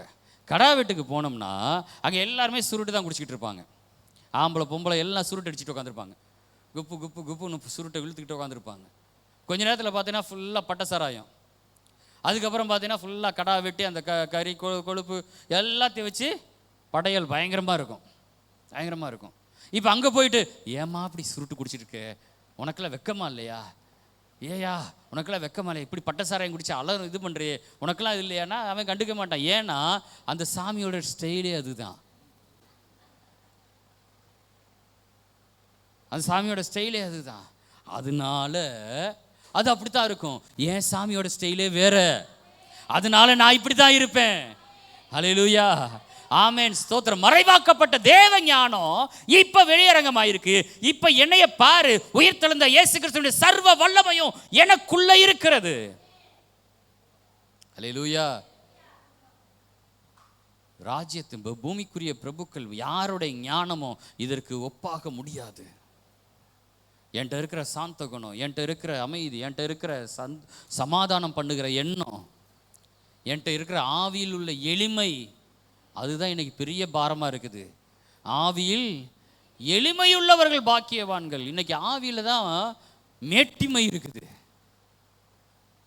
ஆவியில் மேட்டிமை உள்ளவர்கள் பாக்கி வச்சிருப்பாங்க, ஆவியில் எளிமை உள்ளவர்கள் பாக்கியவான்களாக இருப்பார்கள். ஹல்லேலூயா, ஹல்லேலூயா, ஆமென், ஸ்தோத்திரம். அந்த கேரக்டர், அந்த வசனம் திரும்ப வாசிக்கலாம், அந்த வசனத்தை வாசிக்கலாம். உலக தோற்றத்திற்கு முன்னே தேவன் நம்முடைய மகிமைக்காக ஏற்படுத்தினதும் மறைக்கப்பட்டதுமாயிருந்த ரகசியமான தேவனுடைய ஞானத்தை பேசுகிறோம். போதுமா? மறைக்கப்பட்டிருந்த தேவ ஞானம் இப்போ ஏன்ட்டு அது வெளியரங்கமாக இருக்குது. என் வார்த்தையில் கவனித்து பார்த்தீங்கன்னா தெரியும், என் செயலில் கவனித்து பாருங்கள், என் நடக்கையில் கவனித்து பாருங்கள். ஏங்க, நான் சமாதானம் பண்ணுகிறதையே விரும்புகிறேன். 4 பேர் தான் ஆமீன். ஏன்னா பயமாக இருக்குது. கேரக்டர் மாறணும், கேரக்டர் மாறணும், நம்முடைய எண்ணங்கள் மாறணும், உடைக்கப்படணும், நம்முடைய வார்த்தைகள் மாறணும். இது வரைக்கும் அப்படி பேசியிருந்தான். ஆமாங்க, இனிமே நான் அப்படி பேசுகிற ஆள் கிடையாதுங்க. சும்மா பழசையே யோசிச்சிருக்கேன். முன்னாடி பேசினேன், ஆமாம் பேசினேன் தான். இப்போ நான் அப்படி பேசுகிற ஆள் இல்லை. முன்ன நான் எப்படி நினச்சிக்கிட்டு இருந்தேன்னா, கர்த்தர் கொடுத்தார், கர்த்தர் எடுத்தார், நன்மை செய்தார், தீமையும் செய்தார், அப்படி தான் நினச்சிக்கிட்டு இருந்தேன். இப்போ தான் தெளிவாக புரிஞ்சிச்சு, அவர் நன்மையை மாத்திரமே செய்கிறவர், தீமை அவரிடத்திலே சேர்வதில்லை. தீமைன்ற வார்த்தையே அவர்கிட்ட கிடையாது. ஆனால் நாம் என்ன சொல்கிறோம்? கர்த்தர் எனக்கு தீமை செய்தபடியால் அவரை பாடுவேன்.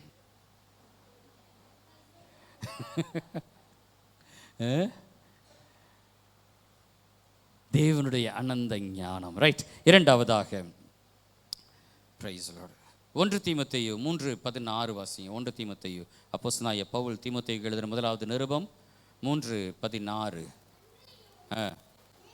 அன்றியும் தேவ பக்திக்குரிய ரகசியமானது யாவரும் ஒப்புக்கொள்ளும்படியே மகா மேன்மை உள்ளது. தேவன் மாம்சத்திலே வெளிப்பட்டார்.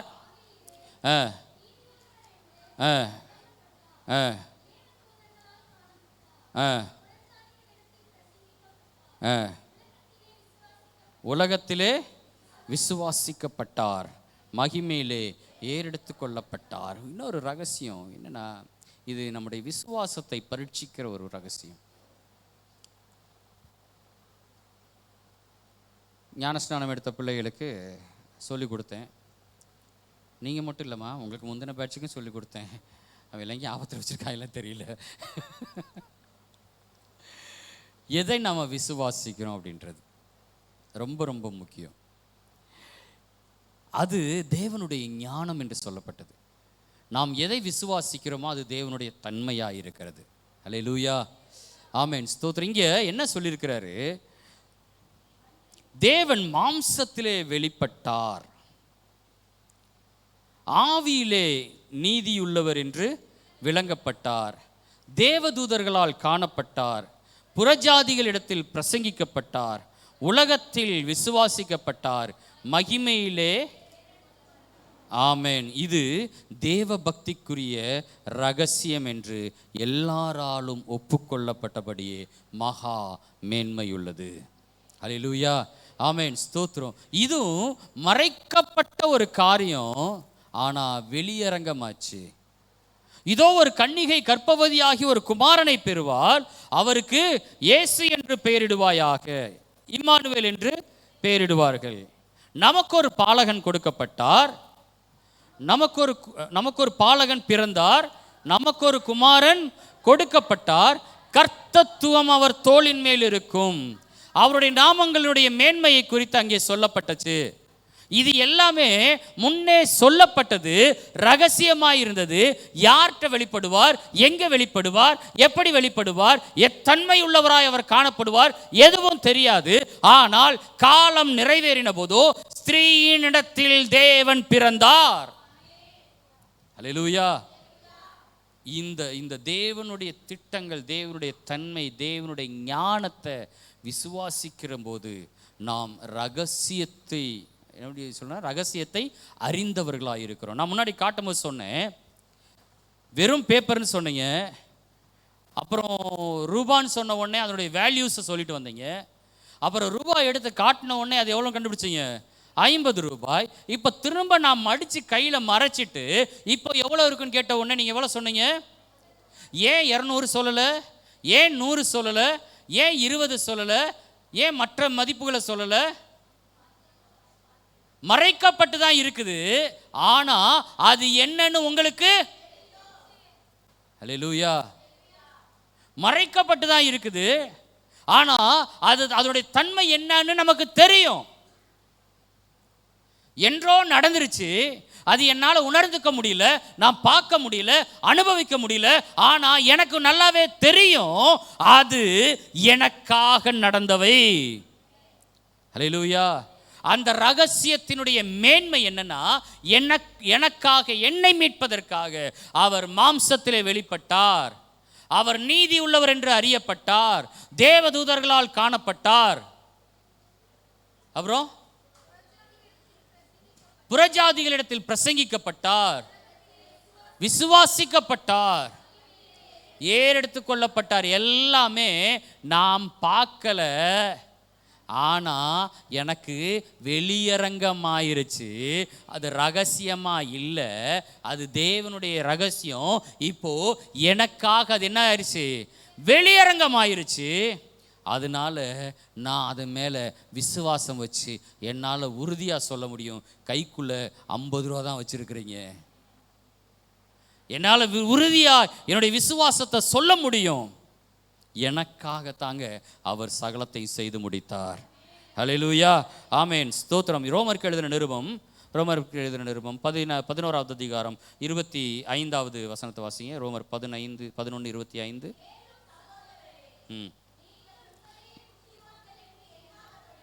சேர்ந்தே வாசிங்க, எல்லாரும் சேர்ந்து.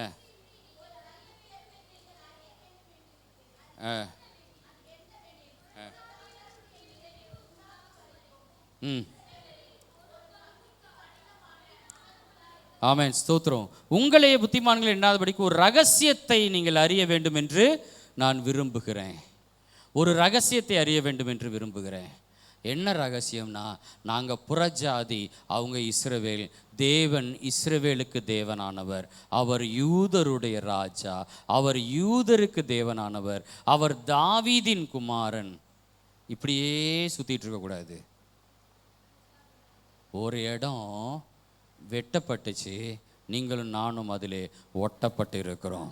அல்லேலூயா. அந்த சுபாவத்திலே நீங்களும் நானும் பங்குள்ளவர்களாக இருக்கிறோம். அந்த அந்த தன்மையில் நாம் அவரோடு கூட இணைக்கப்பட்டு இருக்கிறோம். அல்லேலூயா, ஆமென், ஸ்தோத்திரம். அந்த ரகசியங்கள்னு அப்போஸ்தலனாகிய பவுல், நான் ஏற்கனவே சொல்லியிருக்கிறேன், ரகசியம்னா என்ன அர்த்தம்? யாருக்கும் சொல்லக்கூடாது. பவுல் சொல்லுவார், ரகசியத்தை நான் உங்களுக்கு அறிவிக்கிறேன்னுவார். ரகசியம்னா சொல்லக்கூடாது, ஆனால் இவர் தான் என்ன செய்கிறார், ரகசியத்தை சொல்லிடுறாரு. காரணம் என்னன்னா, அன்னைக்கு அவங்களுக்கு தெரியலை, ரகசியமாக இருந்துச்சு. இன்னைக்கு இயேசு கிறிஸ்துவே வெளியே வந்துட்டார், இயேசு கிறிஸ்துவே தம்மை வெளிக்காட்டிட்டார். இன்னொரு வசனத்தை நான் வாசிக்கலாம். அதை 16:25 அப்போ வாசம் அதை வாசிங்க. ஆதி காலம் முதல் அடைக்கப்பட்ட ரகசியம், அதை வாசிங்க.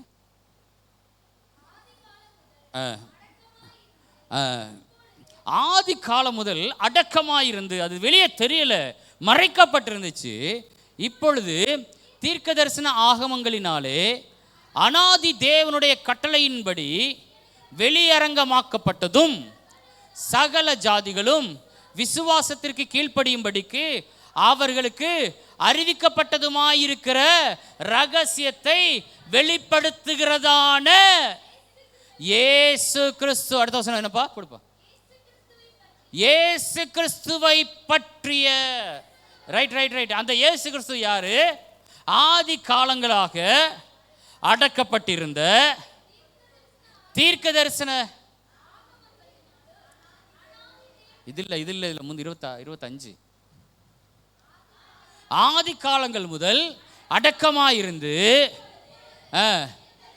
ஆகமங்களினாலே அனாதி தேவனுடைய கட்டளையின்படி வெளியரங்கம் ஆயிட்டார். அதனாலதான் அப்போஸ்தலனாகிய பவுல் ரகசியம் வைக்கல.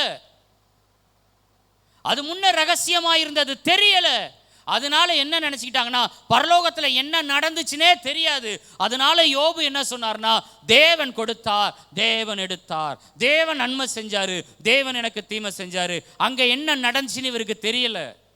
ஆனா தேவனுடைய சிந்தை என்னன்றத இவர் புரிஞ்சு வச்சிருந்ததுனால அந்த தேவனுடைய மகத்துவங்களை சில விஷயங்கள் என்ன செய்யறாரு, பேசிட்டு வராரோ தவிர அங்க என்ன நடந்ததுன்றது தெரியாது. ஆனா உங்களுக்கும் எனக்கும் நல்லாவே தெரியும், ஆதி காலங்களுக்கு முன்பாகவே எனக்காக அடிக்கப்பட்ட ஆட்டுக்குட்டி. அவங்களுக்கு தெரியாது என்னை மீட்டெடுக்கும்படி இரட்சகர் இருக்கிறார் என்பது அவங்களுக்கு தெரியாது.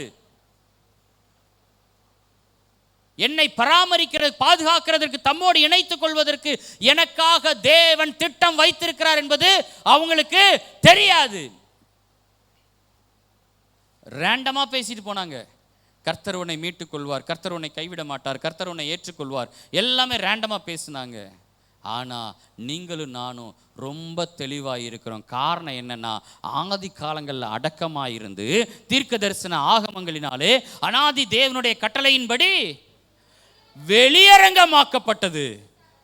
வெளியரங்கமாக்கப்பட்டதும் சகல ஜாதிகளும் விசுவாசத்திற்கு கீழ்ப்படியும்படிக்கு அவர்களுக்கு அறிவிக்கப்பட்டதுமான ரகசியத்தை வெளிப்படுத்துகிற இயேசு கிறிஸ்து. ஹல்லேலூயா. நிருபங்கள் எல்லாம் கொஞ்சம் புரிஞ்சுக்கிறது கஷ்டமாக தான் இருக்கும். ஆனால் நிதானிச்சு என்னையா இவர் பேசியிருக்கிறாரு, சும்மா ஒன்லைனில் ஒரு சில வசனங்களை மாத்திரம் அப்படியே பிடிச்சிட்டு போயிடக்கூடாது. அந்த வசனத்துக்கு முன்பின் என்ன பேசியிருக்கிறாரு, எதை சொல்ல வந்திருக்கிறாரு, எதை இந்த 16வது அதிகாரம் ரோமாபுரியருக்கு எழுது நிருபத்தினுடைய கடைசி வார்த்தை அது. அவர் சொல்கிறாரு, எல்லாத்தையும் பேசிட்டு வந்துட்டு சொல்கிறாரு, வெளியரங்கமாக்கப்பட்ட ரகசியமே இயேசு கிறிஸ்து தாயாட்டார். ஹல்லேலூயா, ஹல்லேலூயா. இயேசு கிறிஸ்துவை பற்றிய பிரசங்கமாகிய என் சுவிசேஷத்தின்படியே உங்களை ஸ்திரப்படுத்த வல்லவரும் தாம் ஒருவரே ஞானமுள்ளவருமாய்.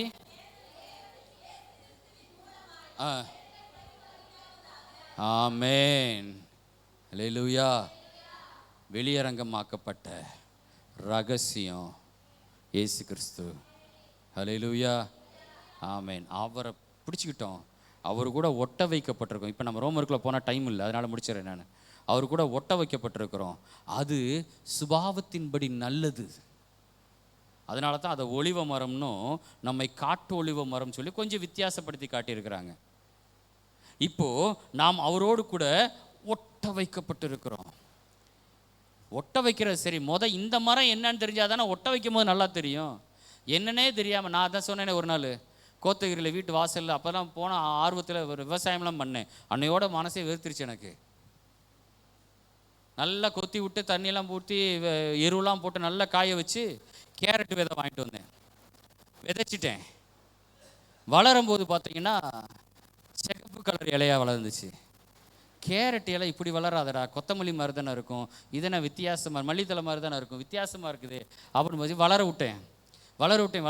பார்த்தா சிகப்பு கலராக பெரிய இலையாக வந்துச்சு. அப்புறம் தான் தெரிஞ்சு அது பீட்ரூட்டுன்னு. நான் கேட்டது கேரட்டு. எனக்கு விதையை பற்றியதான அறிவு இருந்துச்சுன்னா நான் விதையை கையில் வாங்கினவுடனே என்ன சொல்லியிருப்பேன், ஏங்க இது பீட்ரூட் விதைங்க, இது கேரட் விதை கிடையாதுன்னு பேசியிருப்பேன். எனக்கு கேரட்டை பற்றியே தெரியாது, பீட்ரூட்டும் விதையில தான் முளைக்குன்றதும் தெரியாது. ஏதோ சொன்னாங்களே அப்படின்றதுக்காக நம்மளும் ஆர்வமாக செய்வோன்னு செஞ்சா அது என்னடா இப்படி வளைஞ்சிருச்சு. எனக்கு ஒருவேளை தெரிஞ்சிருந்தால், அந்த ரகத்தை பற்றி தெரிஞ்சிருந்தா, அதனுடைய தன்மையை பற்றி தெரிஞ்சிருந்தா, இது என்னன்ற அறிவு எனக்கு இருந்துச்சுன்னா நான் சரியான அறுவடையை நான் பெற்றிருப்பேன். எனக்கு அது தெரியலை, எப்படி எடுக்கணும்னு தெரியலை. உருளைக்கிழங்கு வைக்கணும்னு சொன்னாங்க, வச்சேன், வளர்ந்துச்சு. எப்போ பறிக்கணும்னு சொல்லலை, கேட்டு பார்த்தேன், ஆளுக்கு ஒன்றுன்னு சொன்னாங்க. எனக்குள்ளே டவுட் வந்துச்சு, சரி வச்சதை வச்சோம், எடுத்து பார்ப்போம்னு சொல்லி பிடிங்கி பார்த்தேன், ஒன்றுமே இல்லை.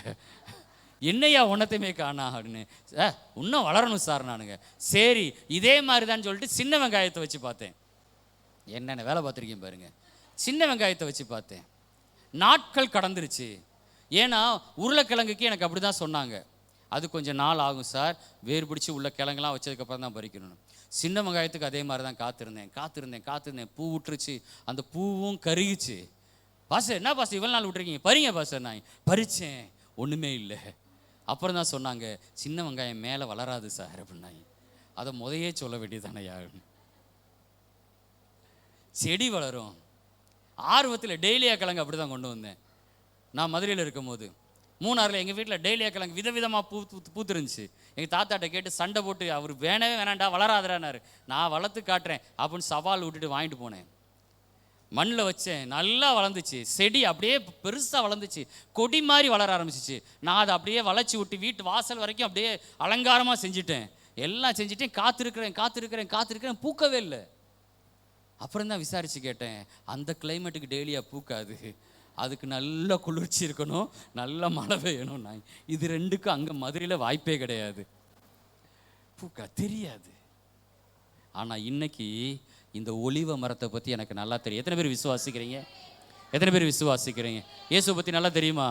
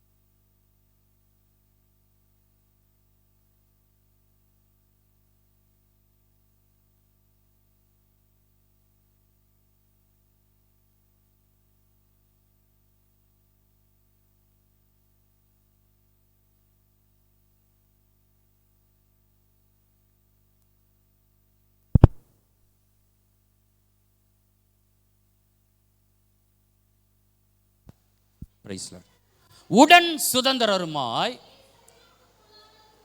எப்படிமா, ஒரே சரீரத்திற்கு உள்ளானவர்களுமாய், கிறிஸ்துவுக்குள் அவர் பண்ணின வாக்குத்தத்தத்திற்கு உடன் பங்காளிகளுமாய் இருக்கிறார்கள் என்கிற இந்த ரகசியத்தை அவர் எனக்கு ஏற்கனவே வெளிப்படுத்தி அறிவித்தார். 1:10 சொல்றாரு, தமக்குள்ளே தீர்மானித்திருந்த தம்முடைய தயவுள்ள சித்தத்தின் ரகசியத்தை எங்களுக்கு அறிவித்தார். அந்த ரகசியத்தை இப்போ நான் உங்களுக்கு சொல்லிட்டோம். இனி அது பேர் என்னது இல்லை, ரகசியம் கிடையாது, வெளியாக்கப்பட்டது. அல்லேலூயா. மறைப்பொருள் இல்லை, வெளிப்படுத்தப்பட்ட வார்த்தை. மறைவான தேவன் அல்ல, வெளியரங்கமான மனுஷகுமாரன். தேவனை பார்க்க முடியாது, தேவனை தேவனை என்னால் அறிய முடியாது. ஆனால் கிறிஸ்துவை பார்க்க முடியும், கிறிஸ்துவை அனுபவிக்க முடியும். அது வெளியரங்கமாக்கப்பட்டது. அல்லேலூயா, ஆமென், ஸ்தோத்திரம். இங்கே சொல்றாரு 3வது வசனத்தில், புறஜாதிகள் சுவிசேஷத்தினால் உடன் சுதந்திரருமாய், ஒரே சரீரத்துக்குள்ளானவர்களுமாய், கிறிஸ்துவுக்குள் அவர் பண்ணின வாக்குத்தத்தத்திற்கு உடன் பங்காளிகளுமாய் இருக்கிறார்கள் என்கிற இந்த ரகசியத்தை அவர் எனக்கு வெளிப்படுத்தினார். ஆமென், ஸ்தோத்திரம். அது ரகசியமாக இருந்துச்சு, இப்போ அது ரகசியம் இல்லை. நான் தான் வாக்குத்தத்தத்திற்கு உடன் பங்காளி, நான் தான் அவருடைய சரீரத்திற்குள்ளாக இணைக்கப்பட்டிருக்கிறேன், நான் தான் அவருக்கு சுதந்திரருமாக இருக்கிறேன். எத்தனை பேர் நாம் விசுவாசிக்க முடியும்? ஹல்லேலூயா. கிறிஸ்துவுக்குள் இருக்கிறோம், சகலமும் நமக்கு வெற்றியாய் மாறும். ஹல்லேலூயா. ஏன்னா அவர் தான் நம்மை படைத்தவர், நம்மை காப்பாற்றுகிறவர், நமக்கு எதிராய் வருகிற எல்லாவற்றையும் அழிக்கிறவர். உன்னை நான் அவர்கள் அலங்கமாக்குவேன், அவர்கள் உனக்கு விரோதமாக யுத்தம் பண்ண வருவார்கள், ஆனாலும் உன்னை மேற்கொள்ள மாட்டார்கள். உன்னை தப்புவிப்பதற்காக, உன்னை ரட்சிப்பதற்காக நான் உன்னுடனே இருக்கிறேன் சொன்ன அந்த தேவனாகிய கர்த்தர், அவரோடு கூட இணைக்கப்பட்டிருக்கிறோம். ஒன்றுக்கும் கவலைப்படாதீங்க. கண்களை மூடி நாம் ஜெபிக்கலாம். என்னென்ன துன்பம் வந்தாலும் நான் கலங்கிடவே மாட்டேன். என்னென்ன துன்பம் வந்தாலும் நான் கலங்கிடவே மாட்டேன். யார் என்ன சொன்னாலும், யார் என்ன சொன்னாலும் நான் சோர்ந்து போக மாட்டேன், நான் சோர்ந்து போக மாட்டேன். கிறிஸ்துவுக்குள் வாழும் எனக்கு எப்போதும் வெற்றி உண்டு. கிறிஸ்துவுக்குள் வாழும் எனக்கு எப்போதும் வெற்றி உண்டு. எத்தனை பேர் விசுவாசிக்கிறோம்? ஆமென். 1.25 மணி நேரம் பேசியிருக்கேன். கிறிஸ்துவுக்குள் எப்போதும் எங்களை வெற்றி சிறக்க பண்ணுகிறவர். ஹல்லேலூயா. நான் திரும்ப சொல்கிறேன், அவரோடு கூட இணைக்கப்பட்டிருக்கிறோம். நாம தான் சுதந்திரர், நாம தான் உடன் பங்காளி, வாக்குத்தத்தத்தின் பிள்ளைகள். ஆண்டவரை மகிமைப்படுத்துங்க. அவன் ஒரே ஒரு அறிவிப்பு, அந்த பைபிள் குயிஸ் சொல்லிட்டு இருந்தேன். 1 கொரிந்தியர் 15வது அதிகாரம். இன்னும் ஒரு 7 கொஷின்ஸ் இருக்குது. வேறு யாராவது வாங்க மறந்தால், வாங்க விருப்பம் இருந்தால் நீங்கள் அதை வாங்கி பயன்படுத்துங்க. உடனே இதுக்காக நான் தேவசித்த அறியறதுக்காக நான் ஜோம் பண்ணிட்டு தான் பாஸ் செய்வேன்லாம் செய்யாது. ஏன்னா கர்த்தருடைய வார்த்தைக்காகலாம் அவர் இதெல்லாம் வேணான்லாம் சொல்ல மாட்டார். எழுதுறதுக்கு சோம்பேறித்தனம் பட்டுட்டு தேவ சித்தத்தை அறியக்கூடாது. சரியா? ஆமாம், ரைட். நினைவில் வச்சுக்கோங்க. தம்பி நீல்கிட்ட இருக்கிற நீங்கள் வாங்கி பயன்படுத்துங்க. கர்த்தர் நம்மை ஆசீர்வதிப்பாராக. கண்களை மூடி நாம் ஜெபிக்கலாமா? கண்களை மூடி நாம் ஜெபிக்கலாம். கிறிஸ்துவுக்குள் இருக்கிறோம், நம்மை வெற்றி சிறக்க பண்ணுகிறவர். ஹல்லேலூயா. நாம் சுதந்திரர், நாம் அவரோடு கூட இணைக்கப்பட்டிருக்கிறோம், நாம் அவருடைய வாக்கு தத்தத்திற்கு சுதந்திரவாளியாக இருக்கிறோம். ஹல்லேலூயா. கர்த்தருடைய நாமத்தை நாம் மகிமைப்படுத்தினா கண்களை மூடி நாம் ஜெபிக்கலாம். கண்களை மூடி நாம் ஜெபிக்கலாம். ஹல்லேலூயா. நல்ல பிதாவே, உம்மை நாங்கள் துதிக்கிறோம், ஸ்தோத்திரிக்கிறோம். அப்பா, நீர் எங்களுக்கு பாராட்டின எல்லா தயவுகளையும் நினைக்கிறோம். உம்முடைய அன்பை நினைக்கிறோம், உம்முடைய கிருபையை நினைக்கிறோம். ஆண்டவரே கர்த்தாவே ஸ்தோத்திரம். நீர் எங்களை உருவாக்கினவர், நீர் எங்களை பாதுகாக்கிறவர், எங்களுக்கு விரோதமாக எழும்புகிற எல்லாவற்றையும் மறங்கடிக்க பண்ணுகிறவர். உம்மை நாங்கள் மகிமைப்படுத்துகிறோம். உம்முடைய வாக்கு தத்தத்திற்கு நாங்கள் சுதந்திரவாளிகள். ஆண்டவரே ஸ்தோத்திரம் அப்பா. உம்முடைய சரீரத்தோடு கூட கூட்டி இணைக்கப்பட்டவர்கள். உம்முடைய நீர் கொடுத்த வாக்கு தத்தத்திற்கு நாங்கள் சுதந்திரவாளிகளாக இருக்கிறோம். இந்த வார்த்தைகளை நினைக்கிறோம், உம்மை நாங்கள் மகிமைப்படுத்துகிறோம். ஆண்டவரே ஸ்தோத்திரம். உம்மை நாங்கள் உயர்த்துகிறோம். நீர் எங்களோடு இருந்து எங்களுக்காக செய்கிற எல்லா பெரிய காரியங்களுக்காக, நன்மைகளுக்காக உமக்கு நாங்கள் நன்றி சொல்லுகிறோம். தேவக்கரம் எங்களோடு கூட துணையாக இருக்கட்டும். இன்று மாலை நடக்கிற கூட்டத்தை உடைய கரங்களை ஒப்புக் கொடுக்கிறோம். உடைய கிருபையின்படி ஆண்டவரே உடைய இரக்கத்தின்படி சகலத்தை நன்மையாக்கி தரும்படியாய் நாங்கள் செபிக்கிறோம். யாவரும் நாங்கள் கலந்து கொள்ள கர்த்தர் கிருபை செய்யுங்க. எல்லா சூழ்நிலைகளையும் கர்த்தர் சாதகமாக்கி தரும்படியாய் ஜெபித்து ஒப்புக் கொடுக்கிறோம். தேவக்கரம் துணையாக இருக்கட்டும். இந்த வாரத்தினுடைய திட்டங்கள், தீர்மானங்கள், வேலைகள், பிரயாணங்கள் எல்லாவற்றையும் கர்த்தர் ஆசீர்வதிங்க. சகலவற்றை நன்மையினால் நிரப்புங்க. இயேசுவின் நாமத்தில் ஜெபிக்கிறோம் பிதாவே. ஆமேன், ஆமேன்.